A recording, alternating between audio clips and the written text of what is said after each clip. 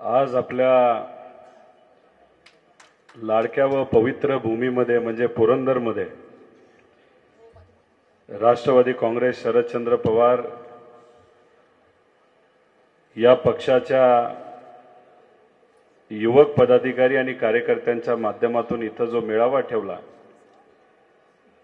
त्या मेळाव्यासाठी आवर्जून उपस्थित असणारे आणि त्यांचा आवाज हा आपण सर्वांनी टीव्हीवर आणि इतरही माध्यमातून ऐकलेला आहे असे विकासजी लवांडे तसंच महबूब भाई एकदम सीनियर आणि प्रामाणिक असे आपले जिल्ह्याचे अध्यक्ष जगन्नाथ बापू शेवाळे भारतीताई शेवाळे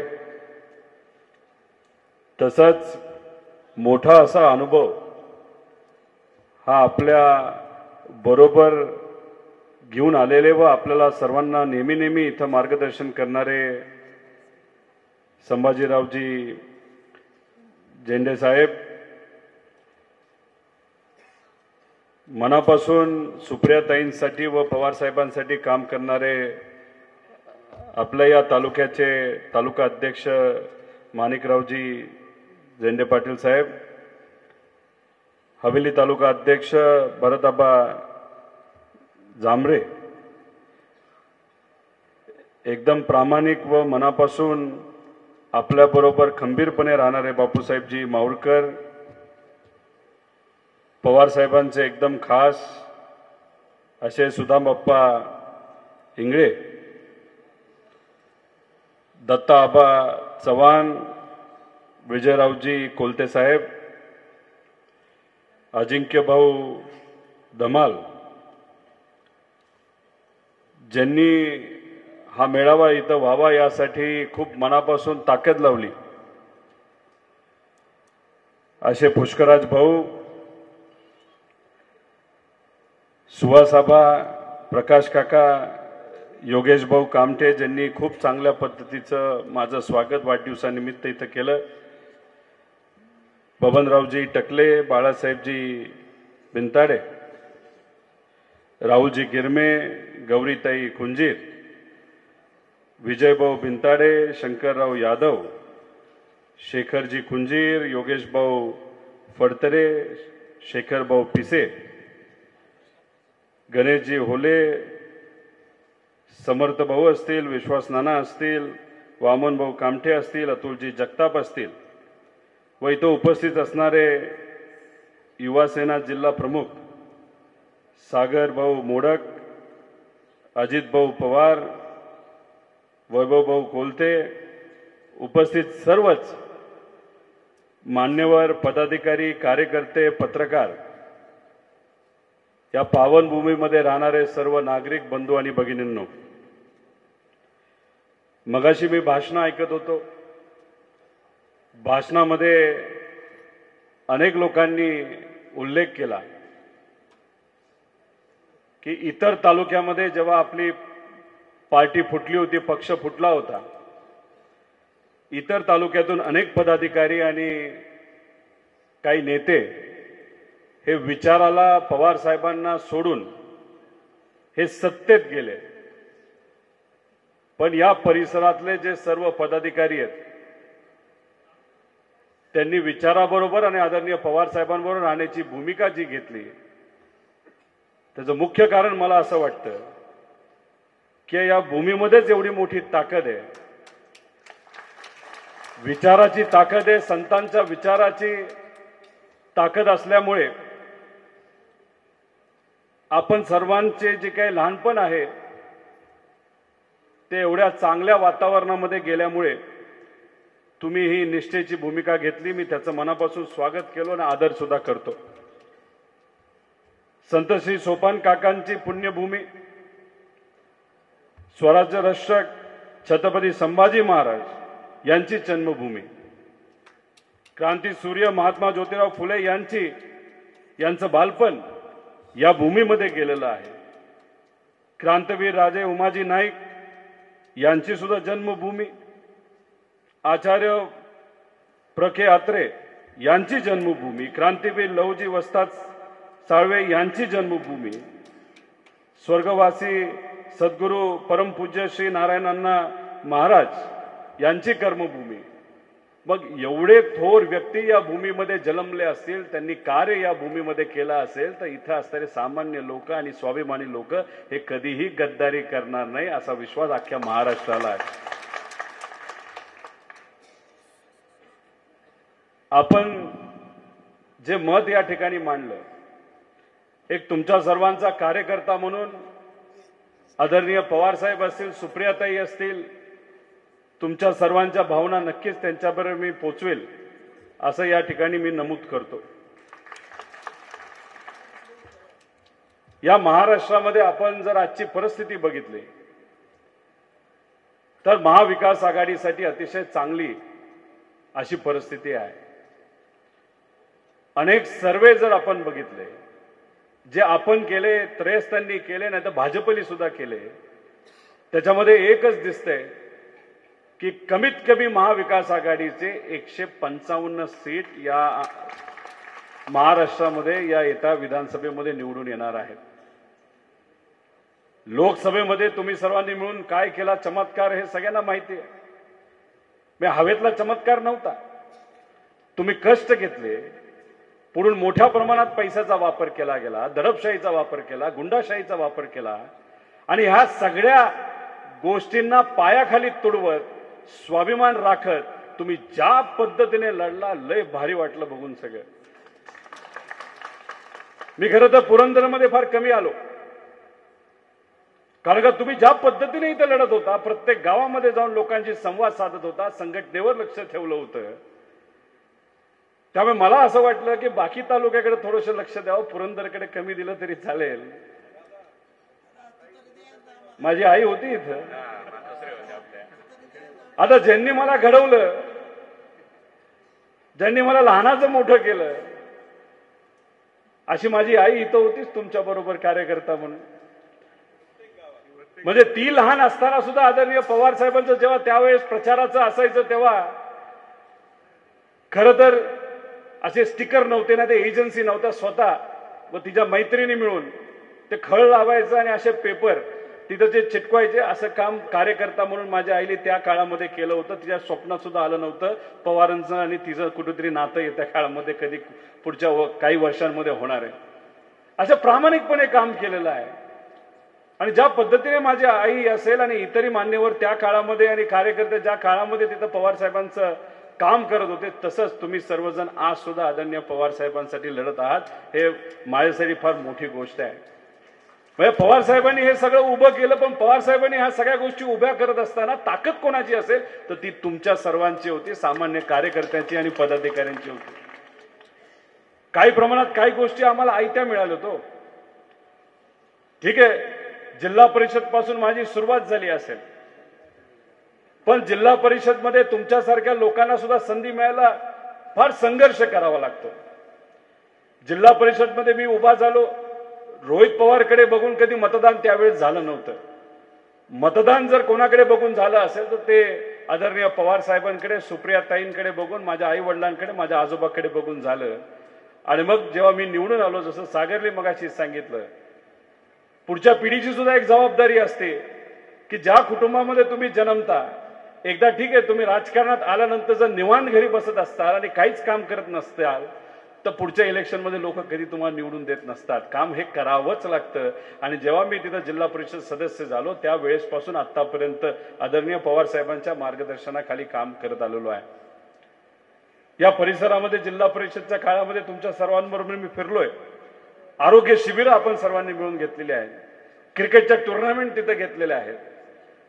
सृजनच्या काही कॉम्पिटिशन इथं आपण सर्वांनी मिळून घेतलेलं आहे. त्यामुळे इथं फार पूर्वीपासून मी आलेलो आहे. त्यामुळे तुमचं आणि माझं एक वेगळ्या प्रकारचं नातं आहे असं नक्कीच मला तिथं वाटतं.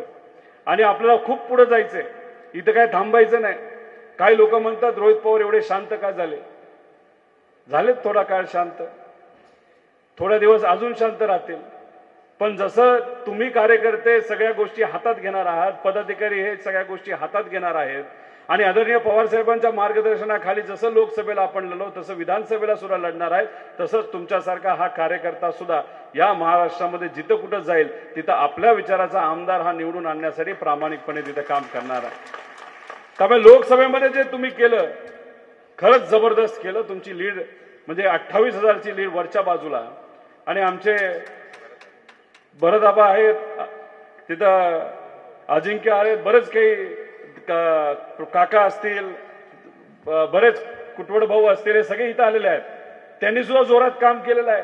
खरं तर इथं आलं तर मला आश्चर्य वाटतं, खालचा आणि वरचा कशाला, एकच भाग आहे आपला. तिथेही आता 2 लाखाचं मतदान झालं आणि इथं आपल्याला 2.5 लाखाचं मतदान आहे. आणि हे दोन्ही भाग मिळून आपला खासदार नाही तर आपला आमदार हा 100% तिथे निवडून येत असतो. त्यामुळे असा भेदभाव काही करू नका असं म्हणतात आणि म्हणत आलेले आहेत. खालचा भाग म्हणजे भाजपचा पगडा लय भारी आहे. कुठं गेलो की आता 5,000 प्लस.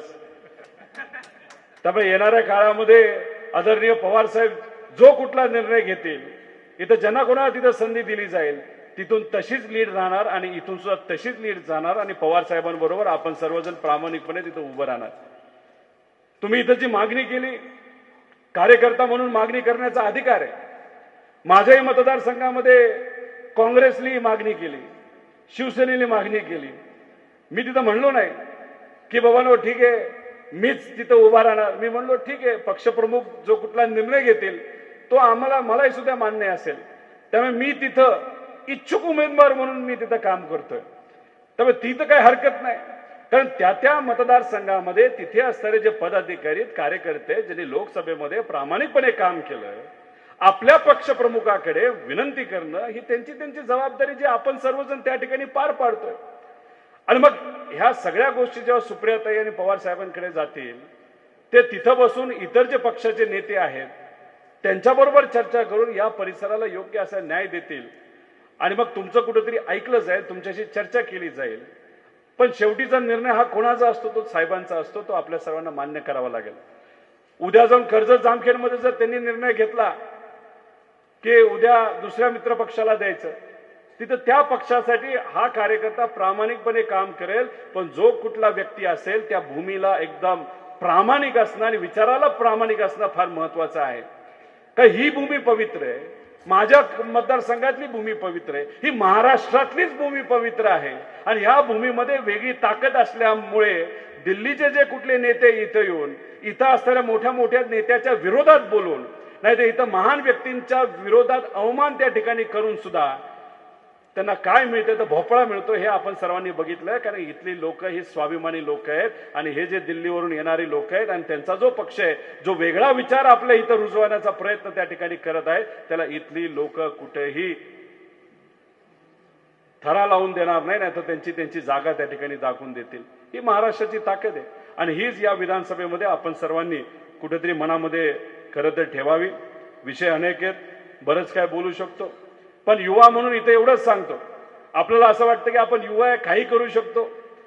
पण आज आपले जे युवा अध्यक्ष आहेत आदरणीय पवार साहेब 84 वयाचे युवा आहेत, ते ज्या पद्धतीने काम करतात, मी त्यांना म्हणतो व्यक्तिगत नातो म्हणून, साहेब थोडंसं हलू.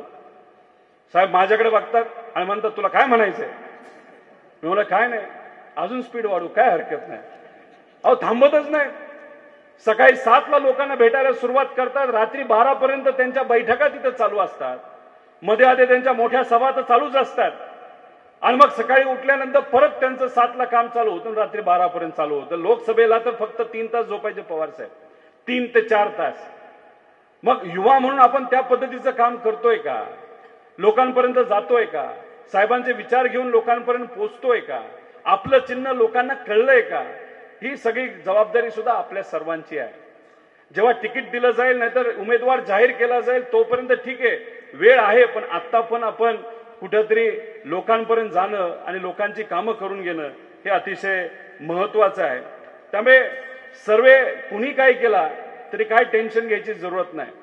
भाजपने जो सर्वे केलाय, भाजपच्या सर्वेमध्येच भाजपला 65 जागा दाखवल्यात. किती? 65. मग जे शिंदे साहेबांचा जो पक्ष आहे त्याला 25 ते 30 दाखवलेत. आणि जी गुलाबी गँग आहे जो पक्ष आहे त्याला 9 ते 11 जागा दाखवल्यात. ह्या सगळ्या एकत्र केल्या तरी 120च्या पुढे जाईनाच. ही आता थोडीशी परिस्थिती बरी दिसती सर्वेमध्ये लाडकी बहीण आणल्यापासून.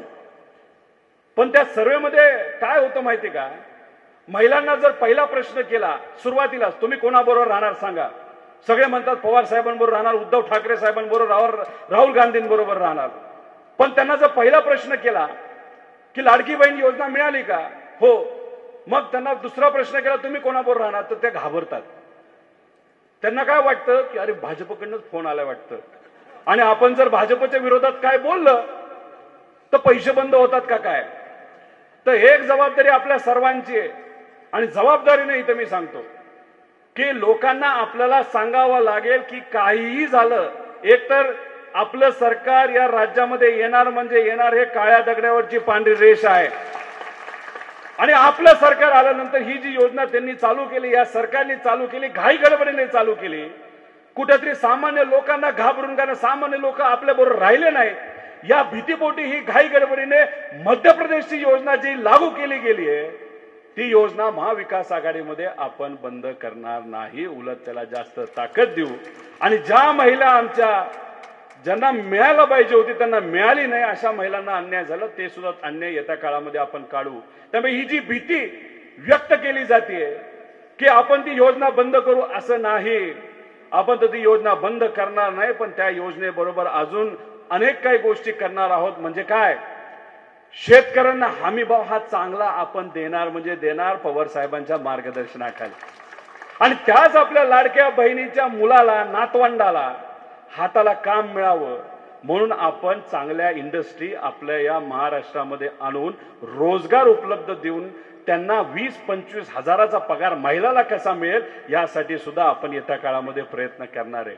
आणि महाराष्ट्रामध्ये अशा प्रकारे जो द्वेष निर्माण केला जातो, हिंदू मुस्लिम करण्याचा प्रयत्न केला जातो, ओबीसी मराठ्यामध्ये वाद निर्माण केला जातो, हा वाद आपल्या काळामध्ये पुसून काढणार. आणि त्याच्यामध्ये जो संतांनी दिलेला विचार आहे, तो शिव शाहू फुले आंबेडकरांनी दिला विचार आहे की सगळ्यांना एकत्रित आणा, बंधुभाव मनामध्ये ठेवा आणि फक्त या भूमीचा विकास मनामध्ये ठेवून काम करा. हे महाविकास आघाडीमध्ये पुढच्या 5 वर्षामध्ये आपण सर्वजण करणार आहोत. त्यामुळे हे भीतीपोटी ज्या योजना त्यांनी आणलेल्या आहेत, अहो मध्य प्रदेशची त्यांची योजना बंद झाली. नमो योजना तुम्हाला माहिती शेतकऱ्यांसाठी या सरकारने काढली होती, नरेंद्र मोदी साहेबांना खुश करण्यासाठी. आले का पैसे त्याचे? 1 हप्ता फक्त आलाय. हे जे सरकार आहे ना, ते फक्त जुमलाबाजी करणारं सरकार आहे, टीव्हीवर चालणारं सरकार आहे, इव्हेंट मॅनेजमेंट करणारं सरकार आहे. मला माहित नाही या भागामध्ये झालं का ते त्यांची काय ते राखी बांधण्याचा कार्यक्रम झाला का इथं पुरंदरला? घाबरलेत वाटतं पुरंदरला. राख्या बांधण्यासाठी, कार्यक्रम घेण्यासाठी, महिलांना कुठेतरी प्रेरित करण्यासाठी मतदानाला, तर हे एका कार्यक्रमाला कमीत कमी 3 ते 5 कोटी रुपये खर्च करतात. प्रत्येक मतदारसंघामध्ये हा कार्यक्रम चाललाय. आणि जो जिल्हा पातळीवरचा कार्यक्रम हा पुणे शहरामध्ये झाला, त्याला 25 कोटी रुपयाचा खर्च केला. मग अंगणवाडी सेविकांना सांगितलं जातं, आशाताईंना सांगितलं जातं, मुद्दामून सांगितलं जातं की तुम्ही जर 100, 200 महिला त्या कार्यक्रमाला आणल्या नाहीत तर तुमचाही पगार आम्ही बंद करू. अशा प्रकारची दडपशाही केली जाते. आणि म्हणून महिला तिथं जातात आणि महिलांना सुद्धा कुठेतरी भीती वाटते की आपली योजना बंद होती का काय. त्यामुळे त्यांना आश्वासित करा महिलांना, अजिबात नाही. ठीक आहे, काही लोकांना बोलता येत नसेल तर बोलू नका म्हणावं, अंगणवाडी सेविकांना आशात आहे. पण काही इतर महिला असतील, आपल्या घरच्या ज्या महिला असतील, त्यांना तरी आपल्याला सांगण्याची जबाबदारी आहे. त्यामुळे ह्या गोष्टी लक्षात ठेवून येत्या काळामध्ये आपल्या सर्वांना या सरकारच्या विरोधात तिथं काम करायचंय. आणि मी आपल्या सर्वांना इथं विचारतो, पवार साहेबांचा वाढदिवस कधी आहे? कधी? इलेक्शन कधीपर्यंत होईल? अरे कन्फ्युजन नका ठेवू. दसरा झाला की आचारसंहिता लागते. दसऱ्यात पण काहीतरी देतील ना, पाकिट वगैरे. तर काय पाकिटमध्ये तसं नाही, मिठाई का. आता हे बघा काय चाललंय की पीडब्ल्यूडीचा निधी हा दिला जात नाही, पीडब्ल्यूला पैसे मिळत नाही. कॉन्ट्रॅक्टर पीडब्ल्यूडीच्या आत्महत्या करायला बसलेले आहेत. म्हणजे जो रोडला लागणारा पैसा आहे, बिल्डिंगला लागणारा पैसा आहे, हॉस्पिटल बांधायला लागणारा पैसा, हा सगळा त्यांनी आता थांबवलेला आहे. स्वस्त धान्य दुकानामध्ये सुद्धा जे धान्य दिलं जात होतं त्याला सुद्धा एक एक दोन दोन महिने हळूहळू तिथं दिलं जात आहे. नमो योजनासारख्या योजनेला सुद्धा पैसा दिला जात नाही. समाज कल्याणाला जो लागणारा पैसा आहे तो रोखला गेला आहे. महिला बाल विकासला जो निधी लागतो वेगळ्या कामासाठी तिथेही तो पैसा रोखला गेला आहे. ड्रिपला पैसे शेतकऱ्याला मिळत नाहीत. तिथं जे मेकनायझेशन आहे ना, तर ट्रॅक्टर अवजारं जे सरकारकडनं मिळतात त्याला सुद्धा आता पैसा दिला जात नाही. जल जीवन योजना जी अख्ख्या मतदारसंघामध्ये तिथं चालली नाही तर महाराष्ट्रात चालली, ते जे हप्ते थांबवण्यात आले आहे. आणि त्यांना काय करायचंय, फक्त इलेक्शनच्या आधी तुमचा पैसा म्हणजे टॅक्स दिलेला पैसा जो तुमचा सामान्य लोकांचा पैसा आहे, तो पैसा कशासाठी वापरायचा आहे, तर कुठेतरी लोकांना मोफत गोष्टी देऊन फक्त मत विकत घ्यायचे. आणि एकदा मत विकत घेतल्यानंतर सरकारमध्ये परत आल्यानंतर सगळ्यांना विसरून जायचं आणि त्यांचं काय चालू ठेवायचं, तर फक्त भ्रष्टाचार चालू ठेवायचा आहे. हे त्यांचं काम आहे. तर आपल्या सर्वांची जबाबदारी की पवार साहेबांचा वाढदिवस हा 12 डिसेंबरला आहे. 16 नोव्हेंबरला मतदान होणार आहे. हे 12 डिसेंबरच्या आधी 16 नोव्हेंबरची तारीख आहे. तर पवार साहेबांना वाढदिवसानिमित्त आपण काय देणार, काय देणार? राज्यामध्ये सरकार देणार का नाही देणार? बर, पवार साहेब तरुण आहेत पण तरी त्यांचं वय काय हो? किती? 85. तर 85 आमदार आपण निवडून आणायचे का नाही आपल्या पक्षाचे? बस असं गिफ्ट देऊ ना. अरे माझ्याच तिकिटाची मी वाट बघतोय तरी सांगतो ना आता तुम्हाला. पण मी काय सांगितलं, मी कार्यकर्ता आहे. कार्यकर्त्यांच्या भावना कळाल्या आहेत. जसं गाडीत बसेल आदरणीय जयंत पाटील साहेब असतील, सुप्रियाताई असतील, पवार साहेबांना तुमच्या भावना त्या ठिकाणी मी सांगणार म्हणजे सांगणार. पवार साहेबांचा अनुभव, पवार साहेबांचा अभ्यास हा आपल्या सर्वांपेक्षा मोठा आहे का नाही? या व्यासपीठावर तुम्ही सर्व, नाहीतर हे जे नेते आपल्या पक्षाचे घ्या नाही तर दुसऱ्या पक्षात, सगळ्यांना एकत्रित केल्यानंतर सगळ्यात जास्त अनुभव कोणाचा येतो? साहेब जो निर्णय घेतील तो योग्यच असेल का नसेल? बरोबर का नाही? मग ठरलं ना, मी सांगलो, मी ते बोलतो ना. पण मग गिफ्ट द्यायचं का नाही 85चं? मग तुमचे नाते संबंध इकडे तिकडे असतील का नाही? आता मी इथं जेव्हा फिरतो तेव्हा काही संघटना मला भेटतात, वेगळ्या वेगळ्या संघटना, शेतकरी, कष्टकरी सगळेच. त्यात एक संघटना आहे पवार आडनावाची, माहित नाही का? ते मला म्हणाले की आमची संघटना आहे. म्हटलं काय? मला असं वाटलं की 5-6 हजार लोक असतील. म्हणलं किती लोक आहेत? ते म्हणले 25,000. म्हणलं कुठं? अख्ख्या महाराष्ट्रात का कुठं? ते म्हणले नाही तर फक्त पुरंदरमध्ये 25,000. म्हणजे मला सांगायचं काय, ठीक आहे आडनाव बंधू असतील पण ह्या सगळ्यांना कुठं ना कुठं तरी म्हणजे तुमचे नातेसंबंध ज्या ज्या तालुक्यात आहेत, ज्या ज्या जिल्ह्यात आहेत, तिथं कुठं ना कुठेतरी आपल्याला सांगावं लागेल. आणि हे जे सरकार आहे, जे भ्रष्ट सरकार आहे, ह्यांना हद्दपार करण्याची वेळ खऱ्या अर्थाने आलेली आहे. अहो कुठं कुठं पैसा खाल्लाय? अहो खेकड्यासारखे नुसतं पोखरतायत. अँब्युलन्स माहिती का? 108ची अँब्युलन्स माहिती का नाही आपल्याला? कोणासाठी? श्रीमंतासाठी का गरीबासाठी? नवीन कॉन्ट्रॅक्ट दिला 10 वर्षासाठी. त्यात किती भ्रष्टाचार करायला निघाले होते माहिती का? 6,000 कोटी. किती? हे विकासभाऊ लवांडे दिसतात का इथं? हे कोर्टात गेले, कोर्टाच्या समोर सगळं आलं आणि कोर्टाली स्वतः म्हणले की विकास लवांडे साहेब तुम्ही बाजूला व्हा, आता हा विषय आमचा आहे. कोर्ट आली तिथं सरकारला आता धारेवर धरलं आहे की 6,000 कोटी अतिरिक्त तुम्ही का देत होता? दखल घेतली त्यांनी त्याची. अहो समाज कल्याण विभागामध्ये जिथे गरिबाच्या पोरांना अन्नधान्य दिलं जातं त्याच्यामध्ये यांनी पैसे खाल्ले. तो अहो पवार साहेबांना सोडून गेलेले जे काही नेते ना कोल्हापूरचे, त्यांची कंपनी आहे लेबरची आणि सप्लायची, त्यांनी किती किती कोटी खाल्लेत आदिवासी समाजामध्ये आणि एससी समाजाच्या मुलामुलींच्या भोजनामध्ये 200 कोटी रुपये खाल्लेत. आणि हे म्हणतात आम्ही विकासासाठी गेलो. कसला विकास? स्वतःचा विकास का लोकांचा विकास? आंबेगावचं दूध प्रसिद्ध आहे, तिथे जाऊन मी बोलेल. त्यामुळे हे जे काय, मी स्वतः 50,000 कोटीचा या सरकारने केलेला भ्रष्टाचार पुढे आणलेला आहे. आपले नॅशनल हायवे इथं होतात -20% काम आहे, 30% मायनस काम आहे नॅशनल हायवे गडकरी साहेबांचं. आणि राज्यामध्ये जे MSRDC आहे आणि आपला खालच्या भागातून जो काय चाललाय तो लिंक रोड, तो किती टक्के दिला माहितीये का? +40%. किती? +40%. म्हणजे नॅशनल हायवे -30%. आणि इथे MSRDC आणि हा सगळा जो रोड आहे +40%. आणि त्याच्यामध्ये जाणाऱ्या ठराविक लोकांच्या जमिनी वेगळ्या. त्याच्यात त्यांनी किती काढले? 7,000 कोटी रुपये काढले. MSRTC मध्ये मोठा भ्रष्टाचार झाला. अहो, हे जो समृद्धी मार्ग आहे ना, ज्याला आपण नागपूरकडे जातो, चांगली गोष्ट आहे, आम्ही त्याचा विरोध करत नाही, असा विकास झाला पाहिजे. त्याच्यामध्ये एका अधिकाऱ्याने 3,000 कोटी रुपये खाल्ले, मंत्र्याचं सोडा.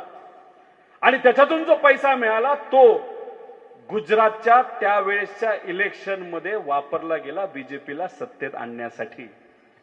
हे सत्य आहे. मी बोललोय, मी असंही बोललोय, जर मी खोटं बोलत असेल तर बसा, आपण त्याच्यावर चर्चा करू. पण नाही ना, आपल्यात जी हिंमत ती त्यांच्यात कुठे हिंमत आहे. म्हणून त्यातले मोठे मोठे नेते दिल्ली समोर झुकतात. बरोबर का नाही? तिकीट मागायला सुद्धा दिल्ली समोर झुकावं लागतं. इतरी जे काय गोष्टी असतात, त्यांच्या पार्टीचे विषय असतात, त्यासाठी कुठेतरी दिल्ली समोर त्यांना झुकावं लागतं. दिल्ली दिल्ली करून आता बिगी बिल्ली झाली अशी परिस्थिती आहे त्यांची. म्हणजे यांना शेतकऱ्याच्या भाकरीसाठी, युवांच्या नोकरीसाठी दिल्ली समोर काही झुकता येत नाही, पण स्वतःच्या लाडकी खुर्चीसाठी हे मात्र दिल्ली समोर झुकायला तयार आहे. आपल्यात आणि त्यांच्यात काय फरक आहे?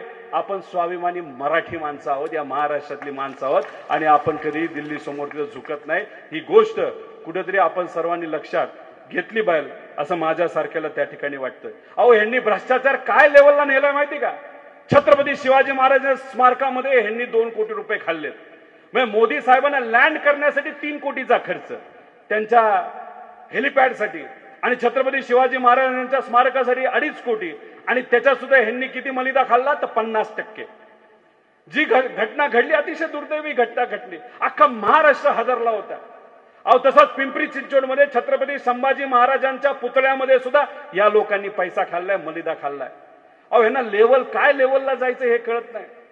अहो, तुकोबारायांचा अवमान केला तेव्हा ह्यांची लोक शांत बसली. अहो, डॉक्टर बाबासाहेब आंबेडकरांचा अवमान झाला, तिथं कर्मवीर भाऊराव अण्णांचा अपमान झाला, हे लोक शांत बसली. या वृत्तीच्या लोकांना कुठेतरी पायाखाली तुडवावंच लागेल असं माझ्यासारखीला त्या ठिकाणी वाटतं. त्यामुळे तुम्ही सर्वजण एकत्रित येऊन आपल्या या तालुक्यामध्ये आपला विचाराचा आमदार कसा निवडून देता येईल यासाठी नक्कीच प्रयत्न कराल असा विश्वास या ठिकाणी व्यक्त करतो. त्यामुळे अनेक मुद्दे आहेत आणि अनेक विषय आहेत. त्याच्याचबरोबर काही लोक टीव्हीवर लय जास्त दिसतात, काहींची विचाराची उंची लय बुटकी आहे, असे 4-5 टाळकी, नाही तर आपण त्याला फडणवीस साहेबांचे चेले चपाटे त्यांनी आसपास ठेवलेत. फडणवीस साहेब लय हुशार आहेत, ते स्वतः काहीच बोलत नाहीत, पण ते काय करतात, आसपास 4-5 लोक ठेवतात आणि ते सांगतात, ए चल फायर, चल बोल, नाही तर राजकीय दृष्टिकोनातून भुंकायला सुरुवात करा. आणि ते 4-5 लोक पद मिळेल, आमदारकी मिळेल, कुठेतरी काहीतरी अशी राजकीय भाकरी मिळेल यासाठी ते तिथं बोलतात. आणि मग जे काय राजकारण केलं जाते, नाही तर राजकीय पातळीची खालच्या लेवलला नेऊन गेली जाते. हे जे काय चेले चपाटे आहेत त्यांची लेवल तरी आहे का पवार साहेबांवर बोलण्याची, सुप्रियाताईंबद्दल बोलायची? पण ह्यांना काय केलं जातं? ह्यांना फक्त पुढे केलं जातं. मागून कोण सूत्रधार आहे? ते आहेत आता पुरंदरची भूमी आहे, छत्रपती संभाजीराजांची जन्मभूमी आहे. त्यामुळे त्यावेळेस जे अनाजी पंत होते, आज आधुनिक अनाजी पंत कोण आहेत ते लोकांना माहिती, मला माहित नाही, पण अनाजी पंतांची एक प्रवृत्ती आहे, एक वृत्ती आहे, ती सामान्य लोकांना कधी पुढे जाऊन देत नाही, फक्त स्वहिताचा विचार करते. त्या काळामध्ये छत्रपती संभाजीराजांनी त्या प्रकारच्या वृत्तीला काय केलं होतं? काय केलं होतं? पुरंदरवाल्यांना जर इतिहास छत्रपती संभाजीराजांना माहित नसेल तर काय म्हणायचं? काय केलं होतं? आता त्या गोष्टी आपल्याला करता येत नाही, पण लोकशाहीच्या माध्यमातून पायाखाली तोडवायचं का नाही तोडवायचं? अहो, काय 2014च्या आधी चर्चा व्हायची, विकास कसा महाराष्ट्राचा करायचा, कशा मोठ्या मोठ्या कंपन्या इथं आणायच्या, कशा युवकांना हाताला काम द्यायचं, महिलांना आदर द्यायचा, महिलेला सुरक्षित ठेवायचं, आमच्या शेतकरी कष्टकऱ्याला हाताला जास्त हमीभाव कसा द्यायचा, याच्यावर चर्चा होत होती. पण 2014 नंतर या महाराष्ट्रामध्ये काय सुरू झालंय? 2 समाजामध्ये वाद, 2 धर्मामध्ये वाद. अहो, हातामध्ये दगड घेतला आणि जो टाळक्यात टाकला तर कोणाच्या डोक्यात पडतो? नेत्याच्या डोक्यात कधी पडत नाही, सामान्य लोकांच्या पोरांच्या डोक्यात तो पडतो. मारणारा पण गरीब, मार खाणारा पण गरीब, झोपडी जळणारे पण गरीब आणि दुकान जळणारं पण गरीब, आणि तमाशा बघणारे मात्र कुठेतरी एसी मध्ये बघून फक्त तमाशा बघतात. म्हणून तुम्हाला सांगतो की पुढच्या 2 महिन्यामध्ये या महाराष्ट्रामध्ये सत्तेत असलेल्या लोकांकडनं बरंच काय करण्याचा प्रयत्न तिथं केला जाईल, पण तुम्ही कुठेतरी सुज्ञ राहिलं पाहिजे, विचार केले पाहिजे, एकत्रित आलं पाहिजे आणि शिवशाहू फुले आंबेडकरांचा विचार हा कुठेतरी त्या ठिकाणी आपण सर्वांनी जपला पाहिजे एवढीच विनंती या ठिकाणी आपल्या सर्वांना करतो। आणि झेंडे साहेब तर अनुभवी आहेतच, त्यांच्याबद्दल आपण सर्वांनी गुणगान गायलेच आहेत, मी स्वतः जवळून बघितलेलं आहे, त्यांचा अभ्यास अधिकारी म्हणून खूप मोठा आहे आणि लोकसभेमध्ये सुद्धा प्रामाणिकपणे त्या ठिकाणी त्यांनी काम केलेलं आहे। त्यामुळे त्यांचं काम आणि त्यांचं कार्य, त्यांचा अनुभव, त्यांचे विचार हे जेवढे मला माहिती आहेत त्याच्यापेक्षा मला कुठेतरी असं वाटतं की 10 पटीने जास्त झेंडे साहेबांची माहिती या आदरणीय पवार साहेबांना आहे आणि त्यांची जी काय चर्चा पूर्वी झाली असावी ती त्यांना त्या ठिकाणी नक्कीच माहिती आहे। त्यामुळे मी जास्त बोलून आपल्या सर्वांचा जास्त वेळ घेणार नाही, फक्त एक विनंती करणार आहे। माझा पुण्यामध्ये एक कार्यक्रम आहे, त्या कार्यक्रमासाठी मला जायचं म्हणून मी घाई गडबडीने इथं भाषण उरकलं। आता काय झालं, राजकारण जेव्हा सुरू केलं तेव्हा 5 मिनिटाच्या पुढे मी काही बोलत नव्हतो, पण हळूहळू जिल्हा परिषद सदस्य झालो, 10 मिनिटापर्यंत पोहोचलो, आमदार झालो, 20 मिनिटापर्यंत पोहोचलो आणि नंतर हळूहळू 45 मिनिटाच्या खाली तर मला काय बोलताच येत नाही।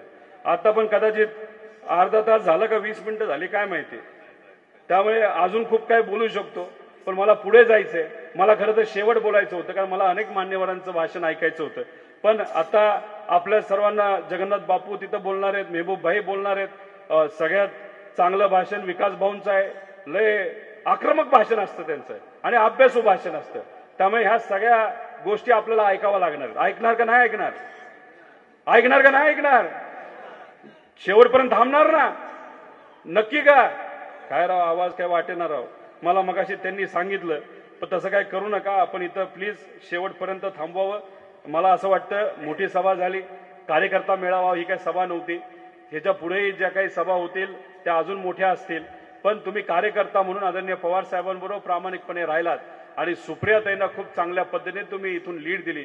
त्यामुळे सुप्रियाताईंच्या वतीने, आदरणीय पवार साहेबांच्या वतीने आणि अख्ख्या महाराष्ट्राचं आणि अख्ख्या देशाचं लक्ष या मतदारसंघावर होतं। त्यामुळे अख्ख्या स्वाभिमानी महाराष्ट्राच्या नागरिकांच्या वतीने आणि अख्ख्या भारताच्या वतीने मी मनापासून आपल्या सर्वांचा आभार व्यक्त करतो, कारण का जो कुठला विजय इथून सुप्रियाताईंचा झाला त्याच्यामध्ये साहेबांचं काम, सुप्रियाताईंचं काम आणि सगळ्यात महत्त्वाचं म्हणजे तुम्ही ज्या पद्धतीने प्रामाणिकपणे तिथं लढलात त्यामुळेच सुप्रियाताईंचा विजय इथं झाला आणि प्रत्येक खासदाराचा विजय या महाराष्ट्रामध्ये तिथं झालेला आहे। याच्या पुढे अशाच पद्धतीने प्रत्येक आमदाराला आपला ताकद द्यायची आणि आपल्या विचाराचे जास्तीत जास्त आमदार येऊन आपल्या विचाराचं सरकार या महाराष्ट्रामध्ये येऊन जे कुठली राहिलेली कामं आहेत ती येत्या काळामध्ये आपल्याला पूर्ण करायची आहेत। आणि लोकसभेमध्ये फिरत असताना इथं जे काही तुम्ही पाण्याबद्दल आणि मोठे मोठे विषय तिथे सांगितलेत ते पवार साहेबांबरोबर बैठकीमध्ये आलेत, सीएम साहेबांना सुद्धा त्या बाबतीतलं पत्र आदरणीय पवार साहेबांनी दिलेलं आहे, त्यात आम्ही स्वतः लक्ष देऊन आहोत। एवढंच या ठिकाणी आपल्या सर्वांना सांगतो आणि आभार व्यक्त करतो आणि थांबतो। जय हिंद, जय महाराष्ट्र, रामकृष्ण हरी।